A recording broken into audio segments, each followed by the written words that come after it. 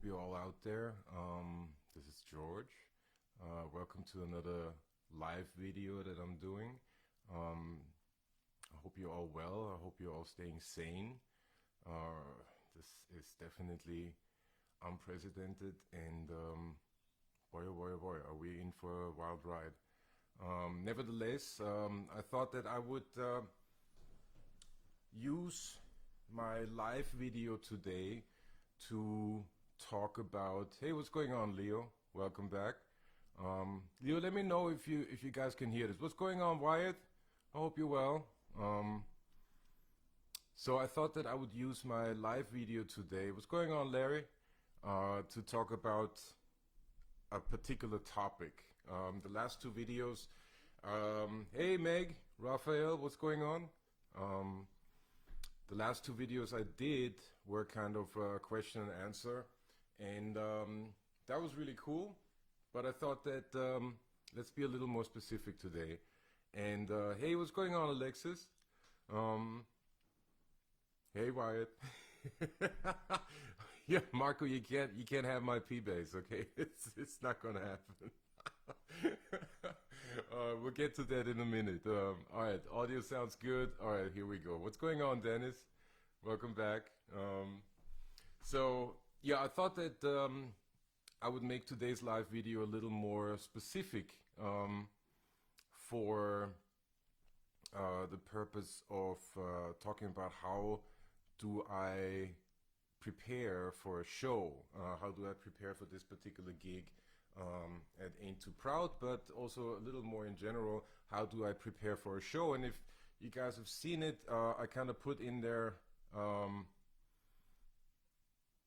left hand, oh Larry, your left hand bassist, hey, welcome to the show, man. Stevie Wonder is a great left hand bassist, so is Prince, so left hand. So yeah, and if you guys have seen the description of this particular video, it says episode 1. I thought that this is a topic that is quite wide and in explaining it. So I wanted to talk about just how did I prepare for Ain't Too Proud. That's the show that I'm currently doing, or at least that I was doing before the lockdown, and that I'm hopefully doing again once this lockdown is over. Hey, what's going on, Sadi? What's going on, Cherise? James Turner, what's up? Chris, how you doing?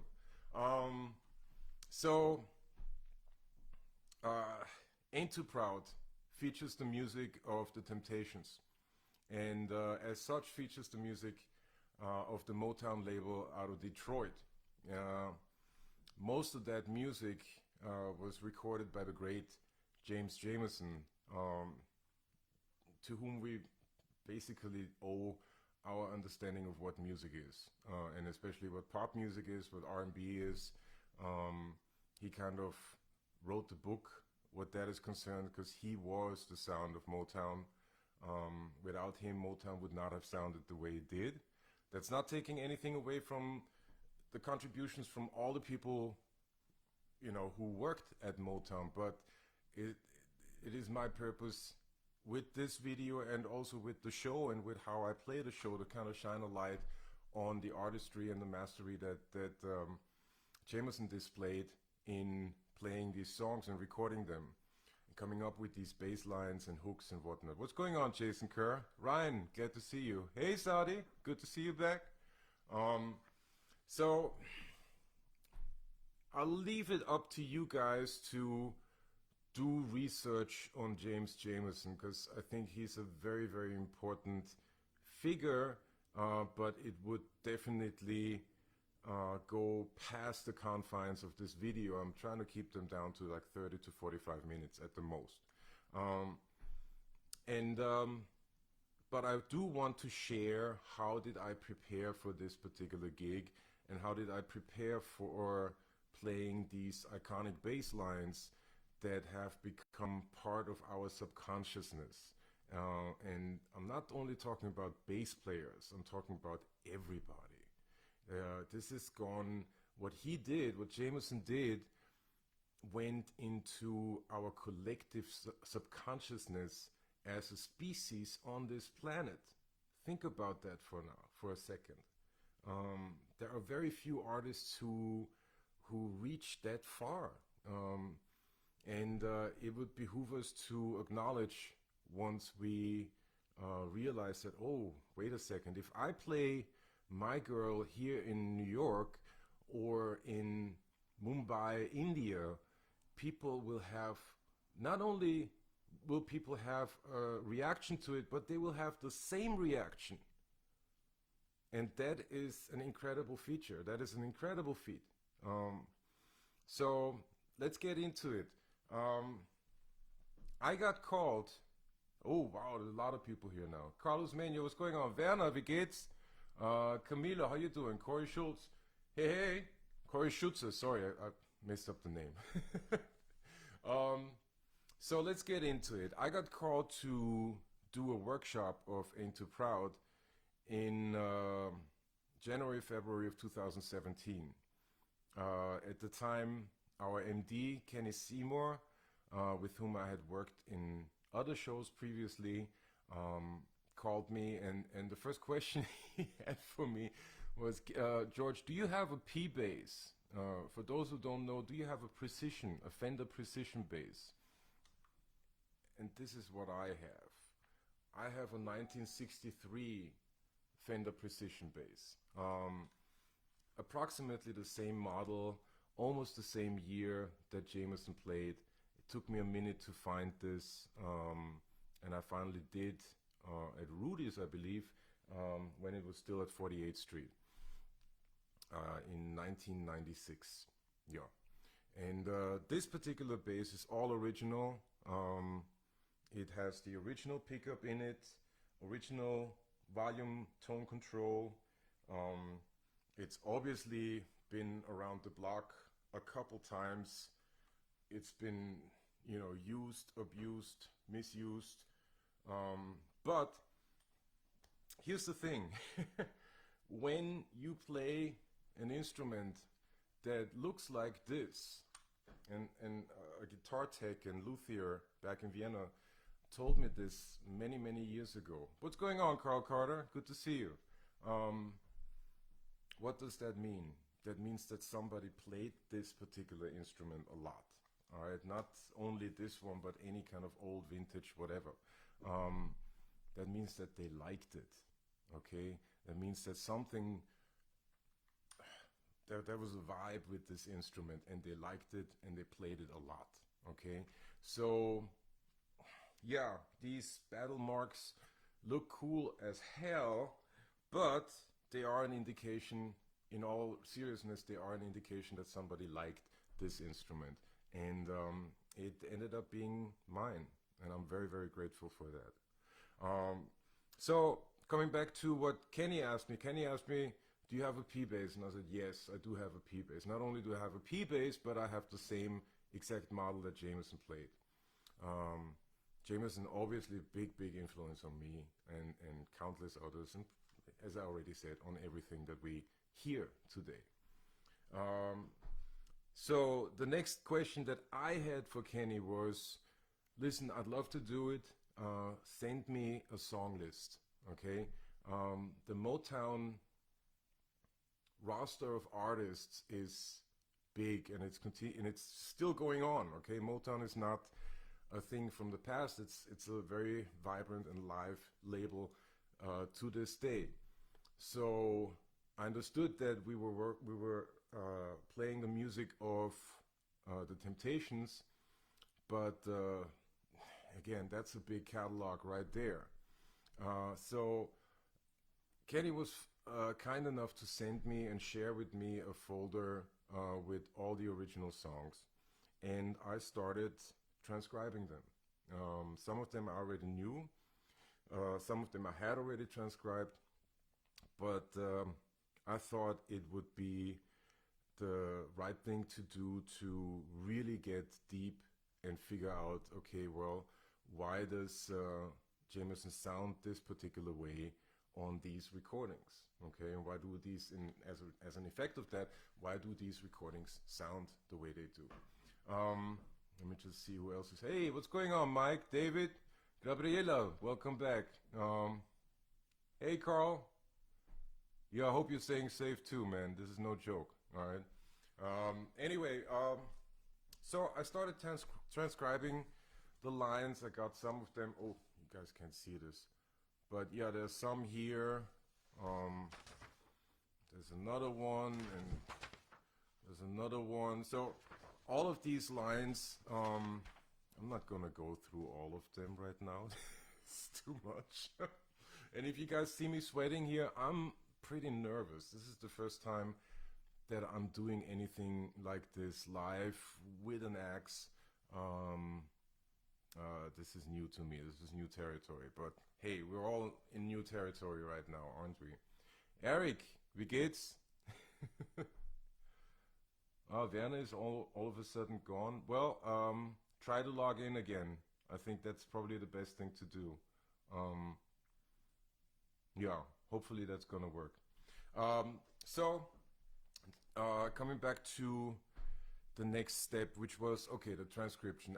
If you follow me on Instagram, there is, my Instagram is George Farmer Bass. There's a picture from, I believe, February of 2017. And it's, at the time, it was taken in Los Angeles. I was there subbing on the Fun Home tour, subbing for Alan Hewitt. And it was a picture of the hotel room with my bass propped up, with my little practice rig, and basically just stacks of music in front of me, writing everything out while I was playing Fun Home at night. I'm not telling this story, or I'm not telling any of these stories to make myself look better or anything like that. That's not where I'm coming from, but I do want you guys and ladies to understand the amount of work that goes into preparation for a show. All right, I believe that that is very, very important. It's not necessarily something that can or should be done with every show. Okay, there are traditional musicals. What comes to mind? West Side Story is up right now. Fiddler on the Roof, My Fair Lady, 42nd Street. Although 42nd Street is already a different story, in my opinion. But you have these traditional shows where, yeah, you could go back and listen to the original cast recordings, and I would if I would get the gig, that's what I would do. Nevertheless, I would probably not sit down and write down every note that was played on the original recording. But with Into Proud, that's a different story. Every note that Jameson played was played, he played for a reason, okay? And that is one thing that once you get deep into Motown and deep into the artistry of the Funk Brothers as in general, that you realize very quickly, they did not leave anything up for chance. Oh, thank you, Carl. That's very nice. Gruß zurück an Wien, aus Wien, nach Wien. I can't talk German anymore. Sorry, Eric. My German is gone. So you realize that what you are hearing is an amalgamation of obviously musicality, education, influences, and joy, love,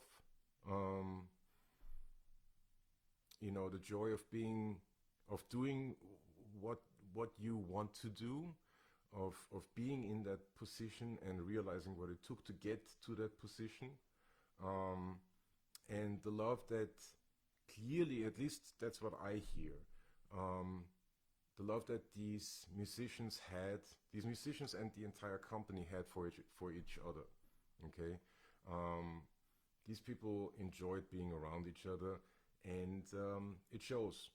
And they played, you know, together for a very, very long time on a number of of recordings. So, all right, we were at the transcription. So, doing these transcriptions, you realize a couple things, okay? As I already pointed out, nothing was left up to chance. These guys just didn't just go in and wing it, okay? They came up with parts, all right? They made sure to establish parts. They established form within those, with the help of these parts. They, and again, this is very specific to Jameson. He changed the way he played according to who he was playing behind, okay? You know, you had some artists like Marvin Gaye where all of a sudden you would hear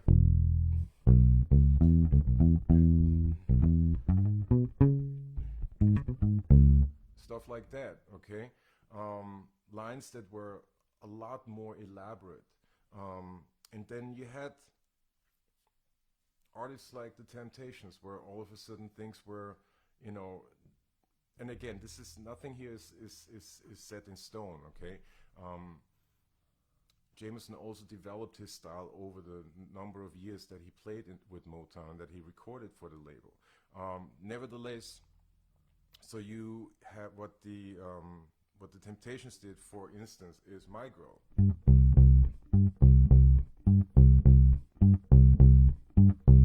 All right.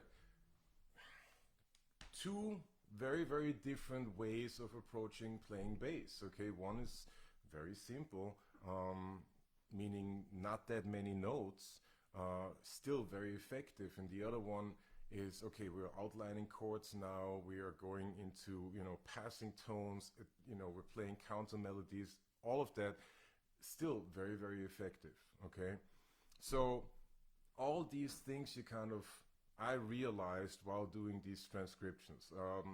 And also, let me just be clear. Hey, what's going on? A lot of people joined. Tony, good to see you. Stan, David, Gila, wie geht's? Dwayne Larkin, nice to see you here.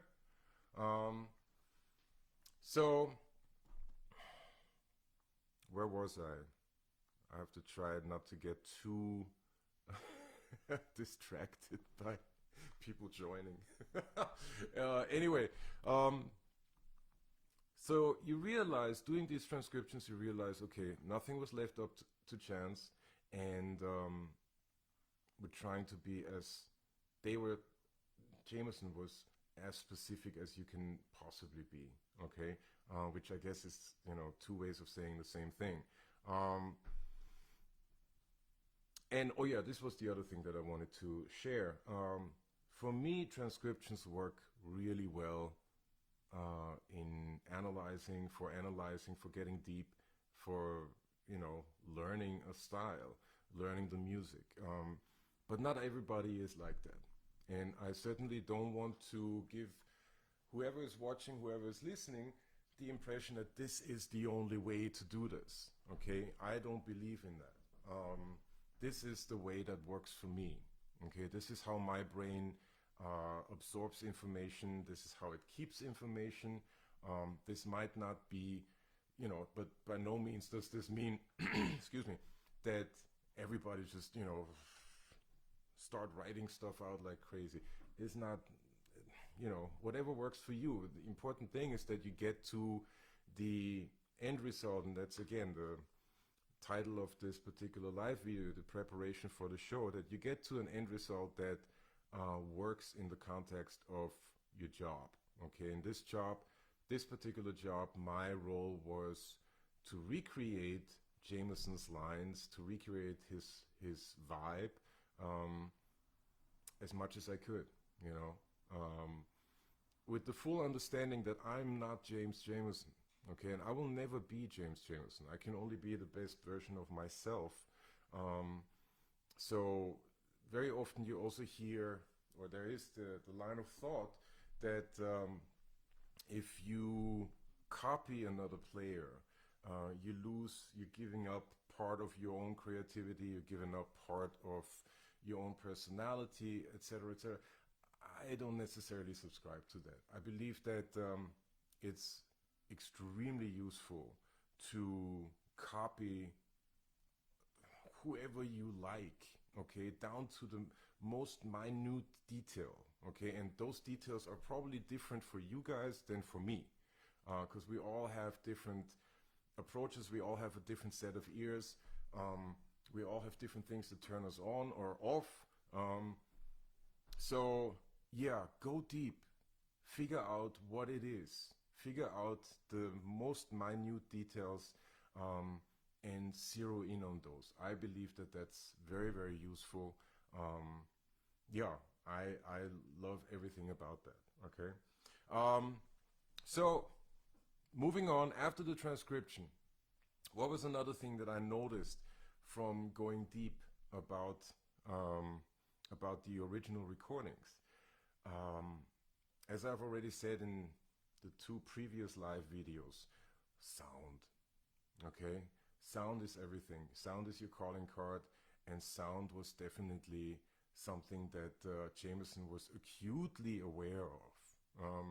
Be it coming from his background as an upright player, and also coming from his background as an upright player in the time when he came up, because amplification was new. I'm not really sure whether steel strings were already on the market. Excuse me, whether bass players were using pickups or anything like that. So, you know, the music that Jameson played, there was definitely a lot of jazz. There was also a good amount of blues. Let's not forget that where he grew up, Detroit, a lot of the musicians, a lot of the African American population of Detroit came directly out of the South. Okay, Jameson was from South Carolina, St. Edisto Island, and we'll get to that in a second. So they brought with them the music that they were listening to and that they loved. A lot of that was the blues as well.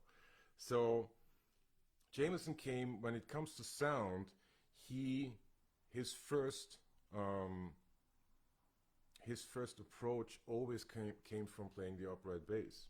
Okay, the upright bass at the time was not as defined as it is now. That's not a statement of quality or anything like that. It's just a statement of fact. So there was a lot of a very strong fundamental in each note. There was a lot of low bass frequencies, low mids frequencies, a lot of punch in the sound, and that's the sound that he associated with bass first of all, and then that's the sound that he brought to the electric bass. Since I had the instrument, I thought, okay, well, let me recreate this as much as possible. So I knew that he was using labella strings. I got a set of labellas. Anybody wants to get those, I highly recommend them. I live in New York. This is a New York company. Hey, what's going on, Jason? Good to see you. I live by the motto, let me see if I get it right, act global. Of course I don't get it right, but anyway, think local, act global, or the other way around. I do get that confused. Hey, what's going on, Justin? Ray, good to see you. Gerard, good to see you. So yeah, I'll get to the recording of this bass in just a second, Larry. I see the question. So Labella is a New York company, and I try to give New York companies my business. Okay, their carbon footprint in getting material, getting equipment to me is a lot smaller than any other company. That's not saying that all the other companies are bad, not at all. They're great, but that's how that's one of the reasons why I prefer New York companies. Okay, So I got myself a set of labellos. I knew that Jameson was playing with the pickup cover and the bridge cover. Inside the bridge cover, old Fender P basses had a foam mute because the precision bass was still trying to recreate the sound of the upright. So I still have the two covers, but there's no longer any foam mute in them. And I don't like playing with the covers too much anyway. So I took those off, but I did make myself a foam mute. And I highly recommend doing that. It's really it's quite an asset to figuring out Jameson's sound, and it was an asset to me for in preparation for this show, for this gig. I did crank up the action on my bass. I already play with a fairly, I call it a medium action. Other players have said it's high. But I did crank it up a little higher. And from reading about Jameson, I learned that he had really high action. Again, he was coming from the upright bass. He was trying to emulate that. And he probably also did not bother too much in figuring out how to change all of that. But that's an assumption that I'm making. I don't know whether that's based in reality. So that's the instrument that I was using. Now, I hope you guys can hear, right?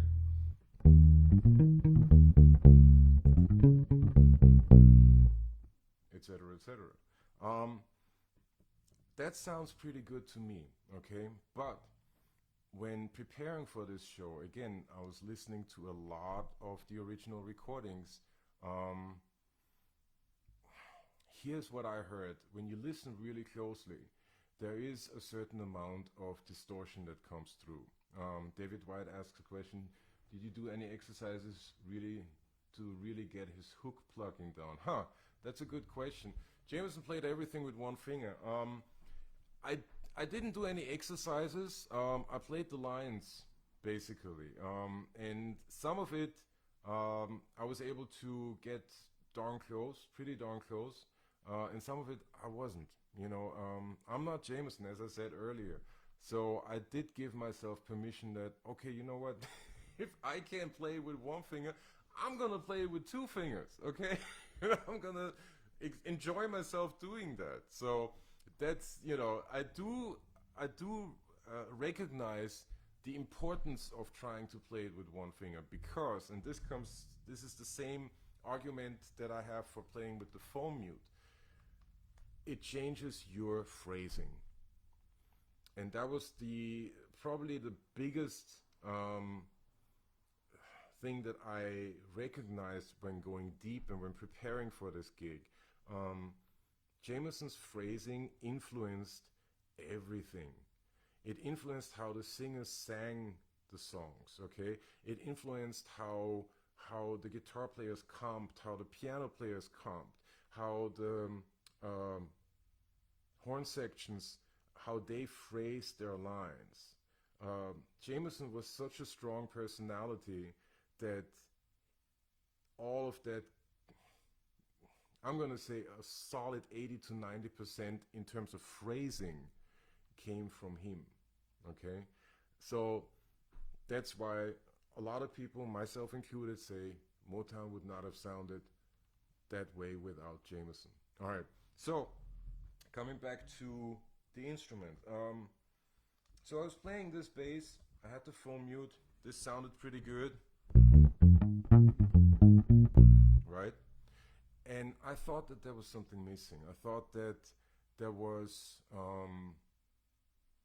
when you listened closely to the recordings, there's a level of distortion that comes in the fundamental, in the low bass, in the low mids, that I wasn't hearing. So I figured, okay, well, I know that when he recorded these songs, they were going straight into the board. They were using a DI straight into the board, but they were probably cranking the bass, all right? A lot of this was done. Hey, there's a lot of people on this right now. Hey, what's going on, Ivan? Tashi, good to see you. I'm gonna get to these questions in a second. Thank you, Leo. So, so I noticed that there was some distortion on the original recording. So check this out. When you play in a show or when you play in a theater pit, as a bass player, very often you don't have the luxury of an amp. Okay, you don't even have the luxury of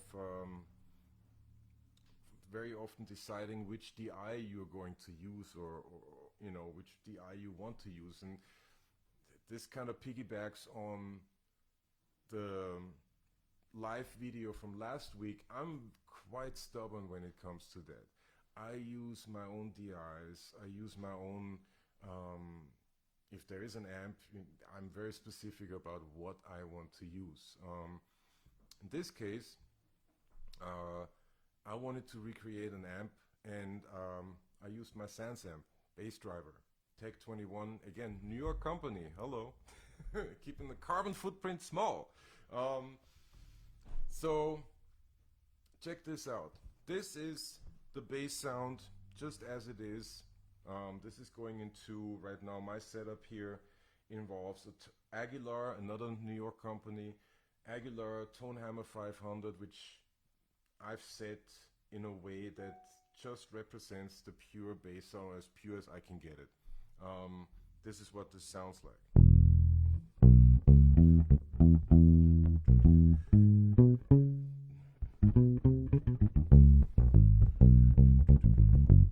Alright, this is with the Sans amp.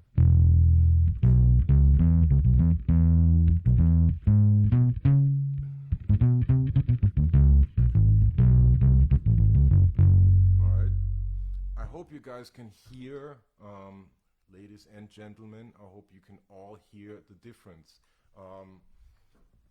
I liked the amp simulation. I liked that sound a lot. A lot of people will ask, okay, well, but you're playing a theater show, you know, you're gonna be in the pit, people won't see you, the audience might not really recognize you. You're gonna be mixed really low. Okay, those are all valid points. Nevertheless, the people who will hear every note that I'm playing are the musicians that I play with, and the people who will be influenced by every note that I play are the musicians that I play with. And again, that for me ties in with what Jameson did in Motown. The phrasing came from him and went through the entire band all the way to the singers, okay? And I actually did talk to Otis Williams about that, and he totally acknowledged Jameson's influence. So that's the reason why I'm going so specific with sounds, even though, you know, this might seem nice and clear, and then this is a little fuzzy. Again, I'm definitely playing for the audience because I'm recreating Motown lines, but I'm also playing for my fellow musicians who I am trying to inspire and who I am trying to send very, very small, sometimes subtle, sometimes not so subtle, signals that this is where it's at, okay? I believe that that kind of detail is totally necessary, all right? What does Ivan say? Playing with two fingers is cool, and playing a 45 gauge strings is cool too, definitely on the distortion too. Okay, well, that's awesome. What's going on, Raheem? Glad to have you here. Yeah, Jameson's sound was all about the fuzz. I totally agree. All right, so let me continue on with the show preparation. There was also another thing that that I had to sort of come to terms with, and that was in 2017. We did this workshop, okay, which was here in New York. I brought my 63 Precision. I played it, but this is a rather old instrument. It's not super delicate, but it's, since it is old, it is one of a kind. The next production that I was associated with this show, that next production was in the Bay Area in Berkeley, California. Berkeley Repertory Theater. That's the name of the theater. And I did not want to bring my old Precision on the road with me. I thought that was just a little too tricky. So I I have a lot of basses, which is an understatement. What's going on, Doris? Good to see you. Some of my oldest friends, and I don't mean that in a bad way, but going way back, are now on this chat.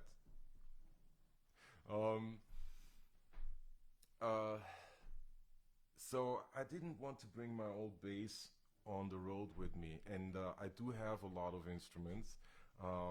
My philosophy what that is concerned is always get two of each. That's just how I think about things. I had this Precision bass, and I wanted to get another one, and I did that, and I got this one, which is a 57 reissue, gold anodized pickguard, maple neck. So even though it's different, or even though it's the same, it is a little different. Okay, who's putting all these angry emojis up? Like, don't be angry. These are my instruments. You can't have them.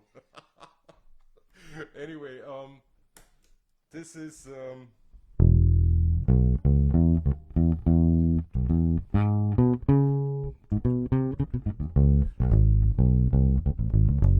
alright. So again, this bass now does not have the foam mute anymore. These strings are way too high, and also I have changed this instrument a little bit. Whereas the 63 Precision is all original, I did change the pickup here. This is a Lindy Fralin pickup that's hot wired, and up here I did the New York thing, which is add a D tuner to a 4-string to get down to a low D, or maybe even C, but I tuned down to a low D. So that's the bass that I played in Berkeley. That's the bass with a foam mute. It was as close as I could get on the road. The technical setup was pretty much the same. I usually use an Avalon DI, and I believe that I had the Sansamp with me already there as well, but I'm not 100%. So yeah, this was the other one. I highly recommend having two of each. That's how I roll. If you can afford it, you know, and it doesn't need to be an expensive bass. This bass was, at the time, I believe this bass was $700 or something like that. So it's not the most expensive ones. It doesn't need to be expensive. Of course, this one, the old one, definitely that one cost me a pretty penny. But you know, that's what you do. Coming back to the show preparation, and that was kind of it. Transcriptions, sound, realizing concepts, and what I mean by that is that the Funk Brothers did not leave anything up to chance. They knew very, very well that they were recording hits, okay? And they tried to be specific with their choices. And just like they were, I was trying to be as specific as I could as well, okay? Um, People talk about the Great American Songbook, how important that is. I believe this is part of it. Okay, Ain't Too Proud is part of that.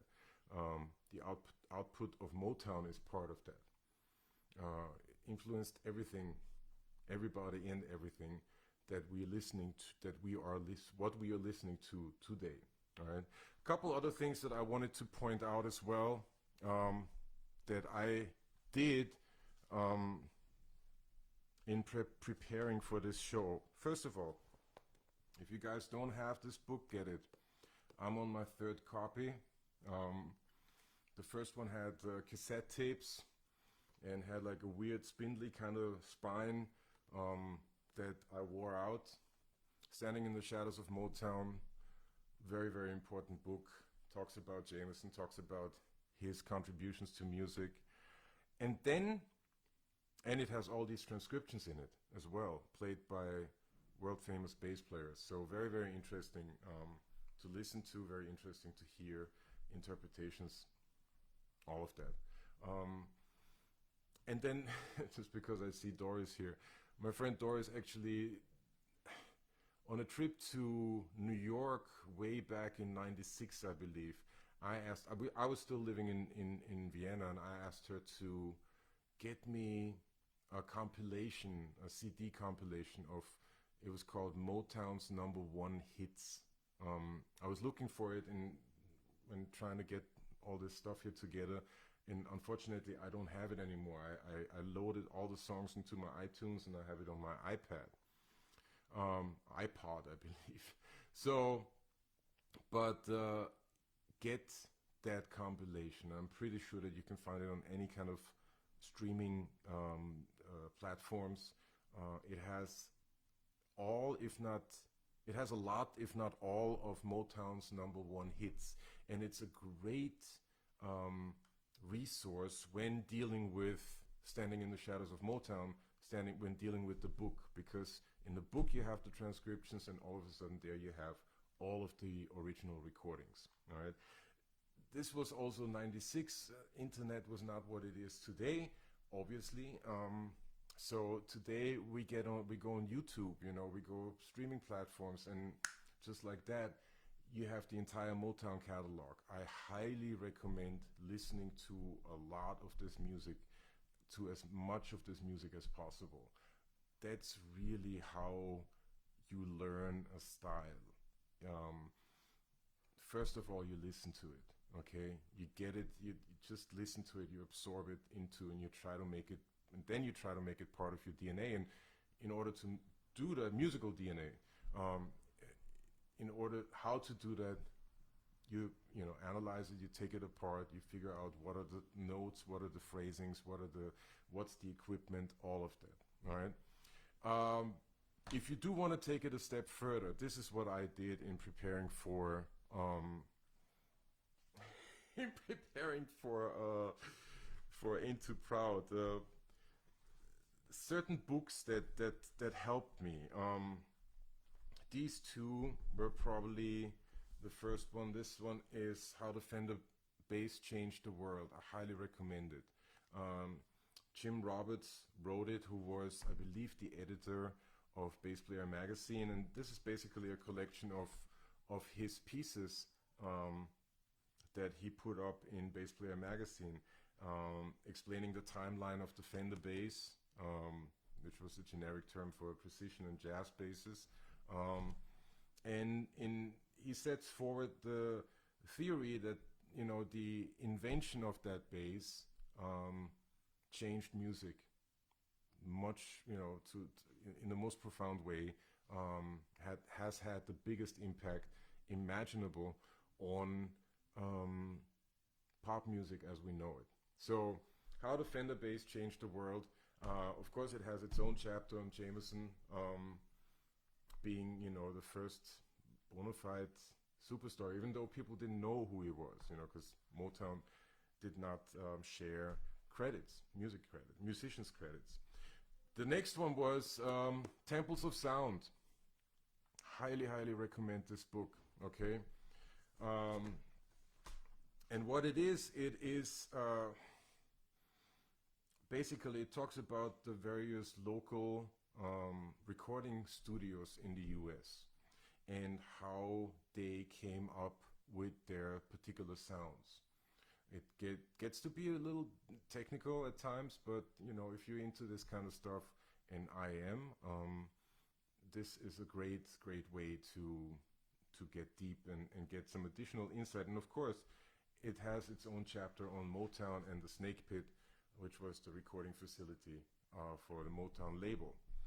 And then there are two books here that I highly recommend. The first one being that we actually got from the man himself, from Mickey Stevenson, the A&R man, Motown's first A&R man.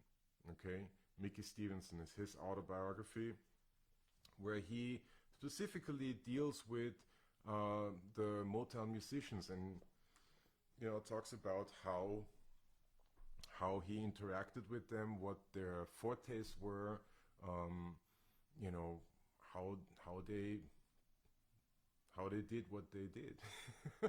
And the very last one that I wanted, this is a new one, I haven't read this yet, but I heard a podcast about it, and I got it as soon as possible. And this is Come and Get These Memories, which is Holland Dozier Holland, the biography of the Holland brothers, talking about that time with Motown and writing all these songs for Motown. All this to say that preparation for a show does not necessarily mean only playing the music, okay, or just only play the notes on a sheet of paper in front of you. That might work for traditional stuff, as I said earlier, but doesn't always work. And it certainly did not give me the information that I needed to reproduce Motown's sound. The other thing that I did, and you know, this is very specific to being a bass player and to playing this particular show, was I called up people who were active at the time, who might even have known Jameson, but who heard the music that he played in the 60s live on radio, okay? And, you know, the time being what it is,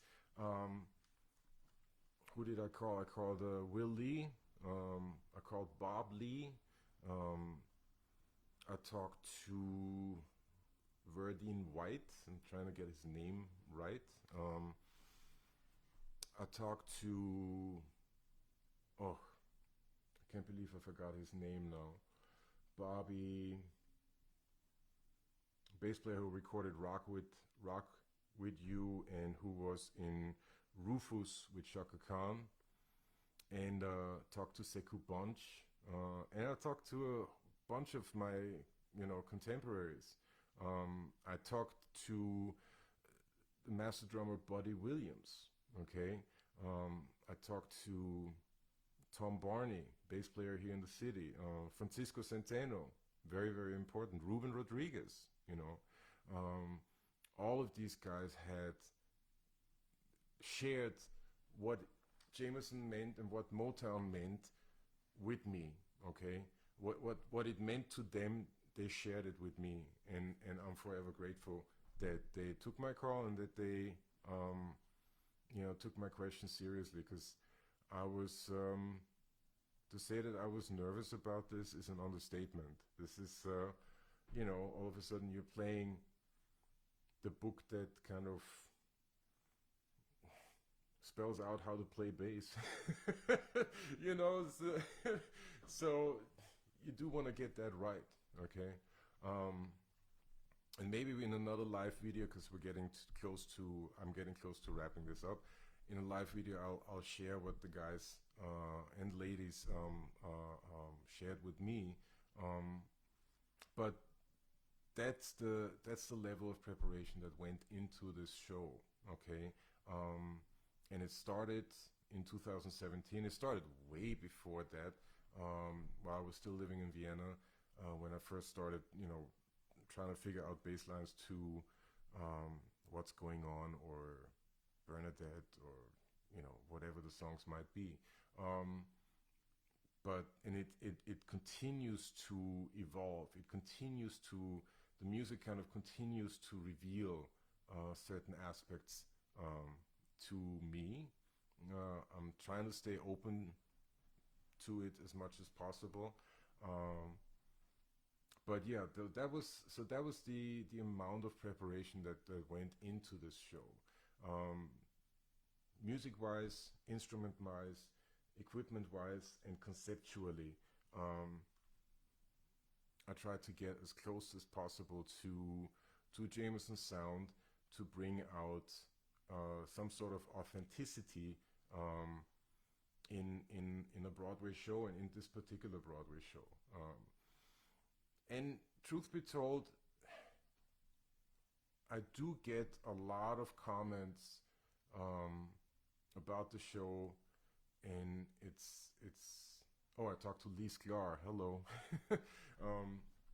I do get a lot of comments about the apparent authentic representation of this music, and I wanted to share with you what that meant for me and how I did that, basically.